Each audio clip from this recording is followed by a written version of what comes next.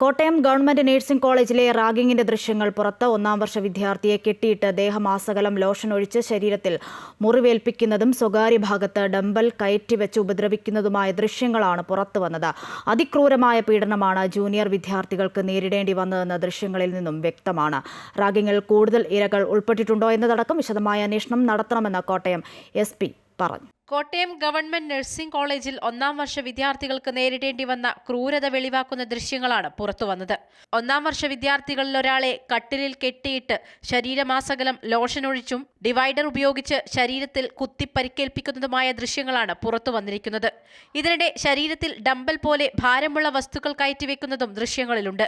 വേദനയുടെ ആധിക്യത്തിൽ കരയുന്ന വിദ്യാർത്ഥിയുടെ വായിലേക്ക് ലോഷൻ ഒഴിക്കുന്നതും ദൃശ്യങ്ങളിൽ വ്യക്തം. റാഗിംഗ് നടത്തിയ വിദ്യാർത്ഥികൾ തന്നെയാണ് ദൃശ്യങ്ങൾ ചിത്രീകരിച്ചതെന്നാണ് നിഗമനം.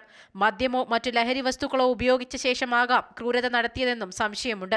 അതേസമയം ക്രൂരമായ റാഗിംഗ് സംബന്ധിച്ച് ഹോസ്റ്റൽ വാർഡനോ കോളേജ് അധികൃതർക്കോ അറിവൊന്നും ലഭിച്ചിരുന്നില്ല എന്ന വാദം സംശയത്തിനിട നൽകുന്നതാണ്. ഇക്കാര്യങ്ങൾ സംബന്ധിച്ചും റാഗിംഗിൽ കൂടുതൽ ഇരകൾ ഉൾപ്പെട്ടിട്ടുണ്ടോ എന്നതടക്കം വിശദമായ അന്വേഷണം നടത്തുമെന്ന് കോട്ടയം ജില്ലാ പോലീസ് മേധാവി A. ഷാഹുൽ ഹമീദ് പറഞ്ഞു. കൂടുതൽ ഇരകളുണ്ടോ എന്നുള്ള കാര്യം പരിശോധിച്ചു വരികയാണ്. കൂടുതൽ ഇരകളെ കണ്ട് ചോദ്യം ചെയ്യാനുള്ള നടപടി ഇന്ന് തന്നെ ആരംഭിക്കും. കോളേജ് അധികൃതരുടെ ഭാഗത്തുനിന്ന് എന്തെങ്കിലും വീഴ്ചകൾ വന്നിട്ടുണ്ടോ, വാർഡന്റെ ഭാഗത്തുനിന്ന് എന്തെങ്കിലും വീഴ്ചകൾ വന്നിട്ടുണ്ടോ, ആ രീതിയിലുള്ള അന്വേഷണം കൂടെ കൃത്യമായിട്ട് നടത്തും. മദ്യം വാങ്ങുന്നതിനായി സീനിയർ വിദ്യാർത്ഥികൾ ജൂനിയർ വിദ്യാർത്ഥികളെ ഭീഷണിപ്പെടുത്തി പണം വാങ്ങിയിരുന്നു. ഇത് സംബന്ധിച്ചും അന്വേഷണമുണ്ടാകും. നിലവിൽ ഒരു വിദ്യാർത്ഥിയുടെ രക്ഷിതാവാണ് പരാതിയുമായി രംഗത്തെത്തിയിട്ടുള്ളത്. കൂടുതൽ പേർ പരാതിയുമായി രംഗത്തെത്തുമെന്നും പോലീസ് കരുതുന്നുണ്ട്. അമൃത ന്യൂസ്, കോട്ടയം.